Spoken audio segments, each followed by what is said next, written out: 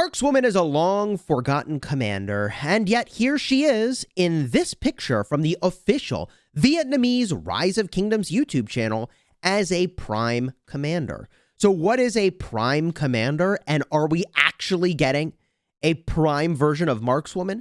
Stick around in this video for my analysis.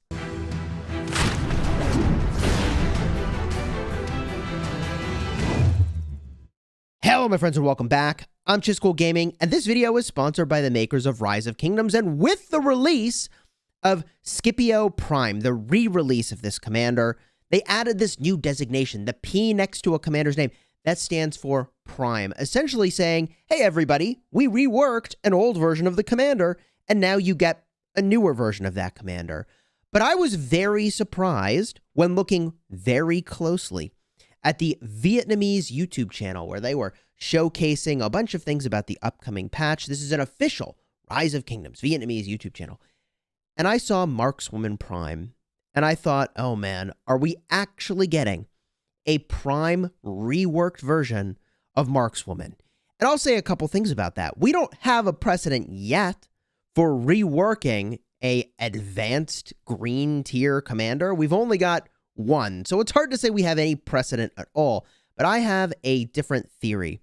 And my theory here is that we probably are not getting a Prime version of Markswoman, but we are probably getting a Prime commander in the next commander cycle. Now, why is that? The other thing that's a little weird about this screenshot, okay? And there is something else that's weird here, and it's selected. I chose this particular picture for a reason, is that there is also a legendary version of City Keeper on the screen, and he is not listed as a Prime commander. So what's my suspicion here is that Markswoman is probably not the Prime commander we're getting in the next patch, but I bet you that we are getting a Prime commander for the next Archer commander cycle. I bet you that because this was filmed on a test server where the developers can go play with things before it's available to everybody, that these are just placeholder images for the new commanders, because we're not getting new commanders this patch cycle.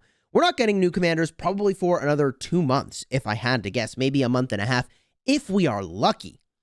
So I suspect that maybe the developers were testing a set of skills on commanders, but don't yet have the art assets. That would be my prediction for why it is that we see Markswoman Prime, and we also see City Keeper not primed. That they represent two new commanders that we're getting, the new Archer commanders. One of them is probably Prime, and one of them is not. Now, if we're getting a new Prime Archer commander, and I assume we're getting Archer commanders just based off of the cycle with which we normally get commanders into the game, Cavalry, Infantry, Archer, Leadership. It's been that cycle for a very, very long time. Then what Prime commander are we looking at? And I will emphasize again, the real key to this guess, and it is just a guess, is the fact that City Keeper should be Prime, but he's not listed as Prime. So my suspicion here is that we're getting two new commanders, and these are just placeholder art assets, but real skill kits behind these commanders that the developers are testing with. Purely a guess. By the way, if you're getting value from this video, do me a huge favor and throw a like on the video and consider subscribing. It supports the channel so much, and it's 100% free to you. Thank you. First of all, let's just review Markswoman's kit really quickly to see, like, hey, is there any gimmick or interesting things she does that maybe we would see with her as a Prime commander, if she is the Prime commander? And she's got 100 damage factor on the active skill, with a regular rage requirement. She has damage to barbarians, and this to me was maybe the bigger tell that I just don't think we're getting a peacekeeping commander. I don't think so. We don't normally get, I think it's going to be versatility. Like, I don't know why they would give us a peacekeeping archer. I mean, maybe. Anyways, continuing on. Archer units led by this commander gain 5% attack. GG, you'll never beat me now. And then 5% defense. There's no gimmicks here. There's nothing really exciting about this kit to revamp into a Prime commander. But, okay, what about some epic archers? Is there some cool stuff we could do? Well, yeah, I think there is. So Kira is a peacekeeping commander, skill and archerry, right? And I feel like she's a commander that, because she comes from the Soroli crisis, I don't think they would make a Prime version of her.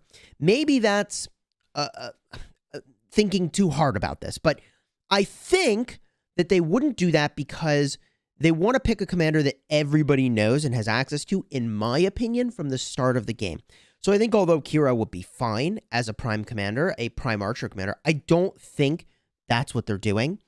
I think the two commanders we really need to look at are going to be Kusunoki and Herman.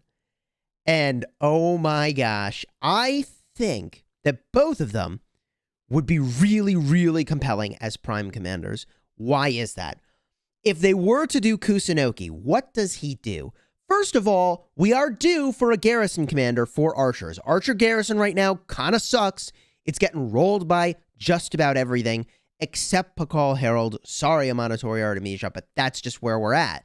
So Kusunoki's cool because he has a debuff clearing effect. That is a gimmick we've seen before on Theodora, but a gimmick that they could bring back on a new Prime version of a commander, and that could be very, very strong. He has area of effect damage, and his other gimmick is damage over time. He does tons of damage over time from his active skill and also from his fourth skill. So I think that Kusunoki would be possibly the best candidate for a Prime commander if they were going to do one of these archers as a Prime commander in the next cycle, and time will only tell if that is ultimately the case. But I don't want to neglect Herman, who also has a gimmick, and his gimmick is silencing, and silencing is extremely powerful. Now, we just got an infantry garrison that did a silence effect, so are we going to get another way to do a silence effect? I don't know. That feels like a bit much to me. Silencing, I don't think they want to have too much of that running around in the open field, so it just feels unlikely to me, but maybe that is the way that the developers answer the cavalry threat and also have a commander that would be strong against infantry. I'm not entirely sure. So the gimmick here on Herman is silencing the target and reducing their rage. Oh my god, rage reduction too. I mean, we've seen rage reduction before on Nebu, and not only does Herman reduce rage, he also gains rage. Much like Isong, he's got a 10% chance to gain 100 rage, which is also really good. He also boosts his normal attack, which is better than I ever gave it really credit for early on in the game. So do I think that between Kusunoki and Herman, one of these two could be the new Prime commander? I think if we're getting a Prime, it probably could be. And Herman is also a garrison commander for what it's worth. I think we're due a garrison, and I think we're due maybe a rally for archers. Maybe. I mean, the rally we have is fine, but I think we'll probably end up with both a rally and garrison out of this next archer cycle. Now, with regard to the other commander, I mean, you know, City Keeper was listed there as legendary. I don't know what that's about, man. I don't know what that's about. But seeing Markswoman as a Prime means either we're getting Markswoman Prime, or, in my opinion, more likely, one of those epics is going to get reworked. And then whatever this was maybe a placeholder for, again, this is all just speculation. In fact, not only was City Keeper here in the selection screen, but they were using him. They actually selected City Keeper in their demo showcasing the new game mode here, which I found somewhat surprising. I even went so far as to watch very closely to see, like, can I decipher, like, an active skill? Like, it's just very difficult to say. Like, maybe he did active skill damage here. His rage bar in this particular moment did zero out. So, like, maybe this is actually the new commander, but we just don't have the graphics for it yet. I don't know. I tried to really see if I could find more evidence, and if you found any additional evidence, definitely let me know down below in the comments as you go and rewatch this video. I will, however, point out a couple things that are really exciting that were revealed in that video beyond just, oh, hey, Markswoman Prime, because if you actually watched in detail, here's the new KVK Season 1 map. Hello. This is actually pretty crazy. If we zoom way in on this thing, there is a lot going on. Obviously, the four corners and edges here are your starting zones. And what's kind of cool about this is that it looks like they're setting up for some altar or I guess ancient ruins fight in like a shared zone. So it looks like these little squares, and you see there are 4 of them, actually might be zones like, you know, ancient ruins where you go and battle. And what I also think I see in this map is that everybody probably gets access to the center, which is where the Zig is. The map isn't quite symmetric, so I don't know how I feel about that. So I guess if you drew a line like through here diagonally, I guess at that point, maybe you could flip it over and it's symmetric that way. Maybe that's what's going on, right? It's like a mirrored symmetry, because you can see the shape of this zone is not quite the same as up top. And I don't yet know, like, what are these 2 little areas over here for? Is kind of interesting.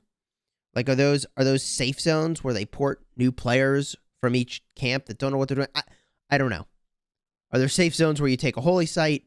I don't know. But I think you're going to be fighting toward the middle. Maybe this zone is a safe zone. This zone is a contested zone. And then you fight for the Zig. And I really feel like in a KVK Season 1, like there might be some value to having the starting zones be safe and not invadable. But also there's a lot of value to teaching people. And if you were wondering if the new Lohar's trial is going to be new, revamped, and, well, certainly different, the answer is yes. It looks like when you summon the Lohar now, you choose some skills that it will have.